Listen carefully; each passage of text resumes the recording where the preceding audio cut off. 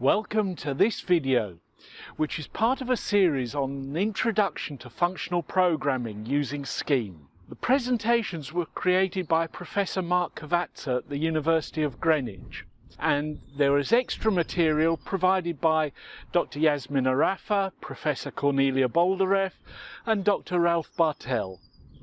My name's Andy Wicks, and any errors in this video are mine and all mine.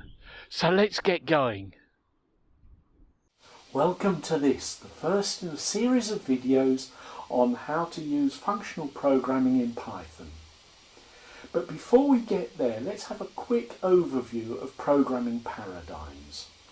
This is not a subject that is defined.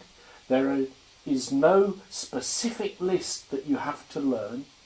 It's more different ways in which programming languages can be used.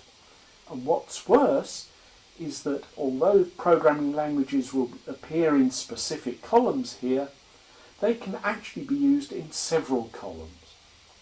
So let's get going. The first type we're going to look at is imperative programming. This is a do this kind of language.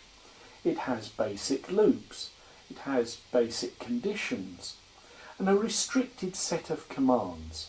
It's the type of languages that were used right at the beginning of programming. And nowadays it's used mainly for things like machine code and operating system languages such as DOS and C Shell. The next kind are procedural languages. Here you break the problem into small chunks and then tie these chunks together to make a program. Examples of this would be Pascal and C. The next type is functional programming. There are no variables, no loops, and everything is a function.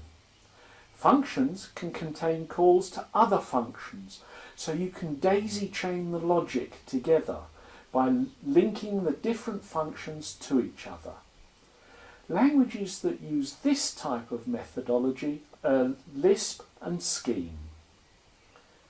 The next kind is object-oriented. Here you define the data and what can be done with that data. This is called a class. A class is a general idea of how something will work. To get a specific object of that class, you have to define it. You then tie the objects together to make the program logic. Examples of this are C++ and Python. Next, we have event-driven programming languages. These are used in windowed environments. So clicking on something or choosing something determines what happens next, rather than the order in which the code is put together. Examples of this would be Visual Basic and Java. And finally, we have logic programming. In logic programming, you explain the relationship between items of data. You then query these links of logic to get an answer. It's used for artificial intelligence. The main language here would be Prolog. Now, whilst we have an overview here, I've got to stress again that there is no defined concept of a programming paradigm.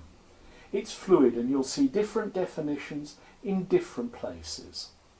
Also, languages can be used in different columns. So for example, whilst Python I have here as an object-oriented language, in fact it's not completely object-oriented, and what's more, you can use functional programming within it.